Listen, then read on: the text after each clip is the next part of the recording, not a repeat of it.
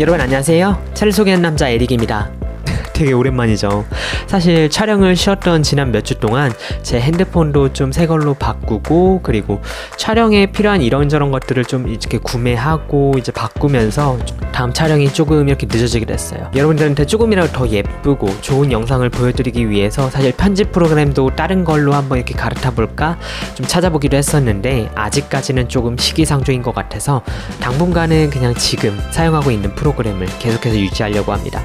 제가 지난 3-4주 동안은 영상을 올리지 못했던 것 때문에 이번 영상에서는 여러분들한테 좀 어떤 걸 보여줄까 좀 많이 좀 조사도 하고 좀 연구를 하고 했었는데, 이번 영상에서는요, 여러분들이 미처 몰랐던 차에 관한 흥미로운 사실들 몇 가지를 한번 같이 알아보려고 합니다. 물론 좀 차를 좋아하시는 분들이라면 이 몇 가지 중에서 이미 알고 계신 것도 있으시겠지만, 저처럼 차에 입문한 지 얼마 안 되신 분들한테는 정말 좀 흥미롭고 재밌는 사실도 같이 섞여 있으니까요, 이 영상 끝까지 좀 시청해 주실 거죠?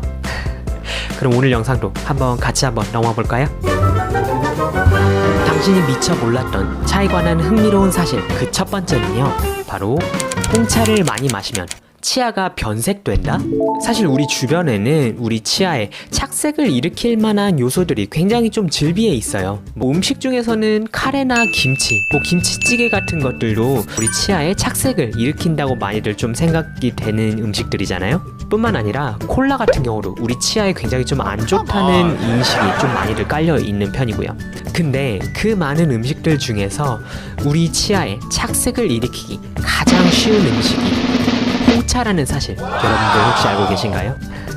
사실 겉으로만 봤을 때는 카레나 콜라 같은 음식들이 우리 치아에 훨씬 좀 착색이 있어서 치명적이지 않을까라고 생각할 수도 있어요. 동일의 한 연구팀의 연구 결과에 의하면 총 19개 종의 식품에 대해서 진행한 연구 결과, 우리 치아에 착색을 일으키기 가장 쉬운 음식은 바로 커피도 카레도 김치도 아닌 홍차라고 합니다. 우리 치아에 대한 착색 정도를 홍차를 100점으로 기준으로 했을 때 초콜릿과 김치찌개가 80점대를 차지했고요, 라면이 70점대, 그리고 아메리카노가 60점대를 차지했다고 합니다. 사실 이 연구 결과를 보고서 하루에도 홍차를 2-3잔씩 마시는 저한테는 꽤 큰 충격이었거든요. 하지만 다행히 홍차의 이 착색 효과는 우리가 걱정할 정도는 아니라고 합니다.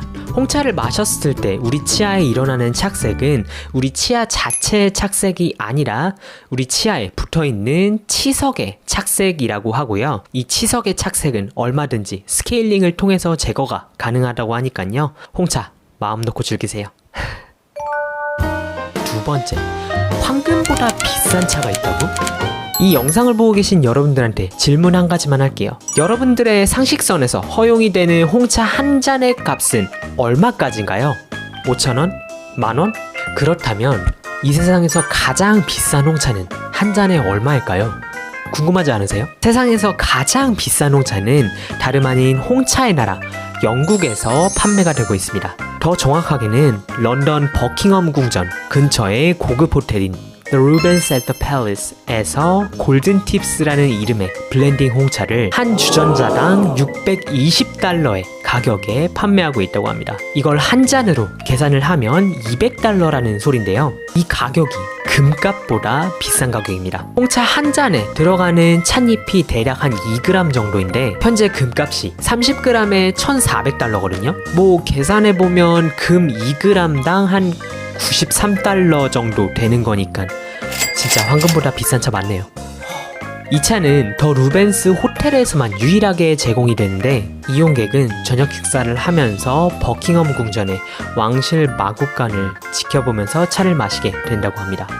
근데 굳이 마국간을 보면서 차를 마셔야 될 이유가 있을까요?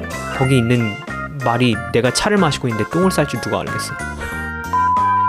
이 차는 주문이 들어가게 되면 마치 좀 의뢰를 치르는 것 같은 서비스 절차가 시작이 되는데요. 먼저 금 핀셋으로 차를 금 저울에 정확하게 단 뒤에 탄산이 없는 천연 미네랄 워터로 차를 우려낸다고 합니다.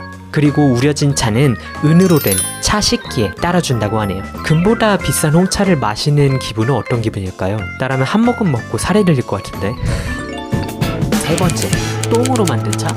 여러분들 사양 고양이의 똥으로 만든 루아 커피가 굉장히 좀 비싼 값에 팔리고 있다는 거 다들 아시죠? 근데 똥으로 만든 차도 있다는 거 알고 계세요? No! God, please, no! No! 무슨 생각으로 만들었는지 이해는 잘 가지 않지만 2012년에 중국의 한 기업가 안옌시가 판다의 배설물로 만든 판다차를 선보인 적이 있습니다. 안씨는 중국 쓰촨성에 있는 대규모 판다 사육시설에서 판다의 배설물 11톤가량을 사들여서 고가의 차를 만들었는데 그 가격이 무려 350g당 400만원이 넘는 금액이었다고 해요. 이 차의 제조법은 알려지지 않았지만 한번 이 차를 마셔본 사람들에 의하면 이 차에서는 향기로운 나무 열매의 향과 맛이 느껴진다고 합니다.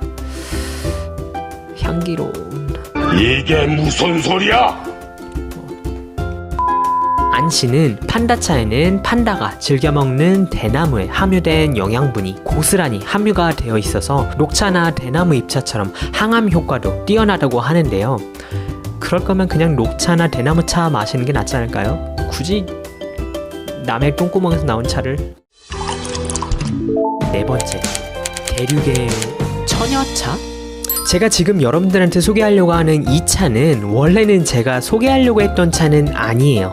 근데 하도 좀 기묘하고 황당해가지고 여러분들한테도 좀 알려드리면 재밌겠다 싶어가지고 이렇게 한번 리스트에 넣어봤습니다. 진짜 중국 사람들의 이 기묘한 아이템들은 정말 상상을 초월하네요. 중국에서 판매되고 있는 기묘한 상품 중에는 바로 처녀차라고 하는 차도 포함이 되어 있는데요. 이게 뭐냐면 살아있는 처녀를 죽여서 뭐 차를 만든 건 뭐 그런 건 아니고요. 중국의 어느 차밭에서 가슴 사이즈 C컵의 소녀들을 고용해서 그녀들이 입술로 딴 찻잎을 가슴 사이에 작은 바구니에 넣어서 딴 찻잎으로 만든 차라고 하는데요. 근데 이 차를 수확할 때는 절대로 손으로 찻잎이나 바구니를 건드려서는 안 된다고 하네요. 이 차는 요정의 입술로 딴 차라는 중국의 전설에 기인한다고 하는데요. 그 효능으로는 저도 좀 어이가 없어가지고 뭐 찻잎에 처녀들의 무구한 생명력과 맑고 깨끗함이 스며들어서 차를 마시는 사람에게도 이런 효과가 전달된다고 합니다. 근데 웃긴 건 처녀들의 생명력을 뭐 흡수하고 싶은 그런 의도까지는 이해가 되는데 굳이 가슴 사이즈까지 엄선을 해야 됐을까요? 좀 의문이 들긴 하네요. 다섯 번째, 차도 이제 캡슐로 즐기세요. 보통 사람들이 알고 있는 차를 즐기는 방법에는 총 다 해서 두 가지가 있는데요. 첫 번째는 티백을 이용해서 차를 우리는 방법이고요. 그리고 두 번째는 잎차를 이용해서 우리는 방법입니다. 하지만 차와 브랜드가 점점 더 다양해지면서 차를 즐길 수 있는 방법은 이 두 가지 이외에도 굉장히 좀 더 다양해지고 있는데요. 그중 한 가지를 여러분께 소개하자면 바로 캡슐을 이용해서 즐기는 방법입니다. 사실 캡슐로 된 커피는 네스프레소나 탐앤탐스, 스타벅스 같은 데에서도 이미 판매하고 있을 정도로 많은 사람들이 향유를 하고 있고 즐기고 있는데요. 근데 캡슐로 된 차도 있다는 사실은 차를 이미 좀 즐기고 있으신 분들 이외에는 사실 모르고 있으신 분들도 굉장히 좀 많을 거예요.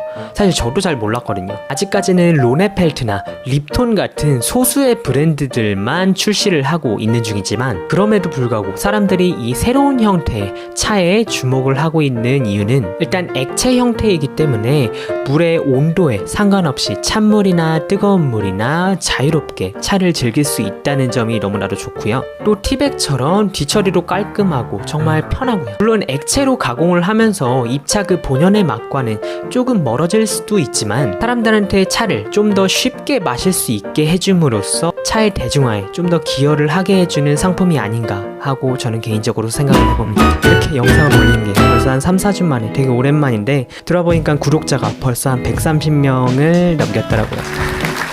네, 그래서 저를 구독해주신 모든 분들께 진심으로 너무나 감사 인사를 드리고 다음번 영상에서는 또 어떤 재밌고 신기한 영상으로 여러분들한테 찾아오면 좋을지 한번 또 생각해 보도록 하겠습니다. 네, 그럼 오늘 영상은 여기까지고요. 혹시라도 오늘 영상이 좋으셨다면 아래 좋아요와 구독하기 버튼 잊지 말고 눌러주시고요. 저는 그럼 다음번 영상으로 다시 찾아뵙도록 하겠습니다.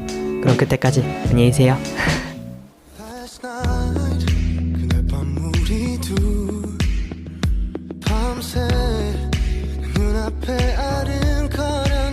잠길 수 없어, baby. 잠길 수 없어.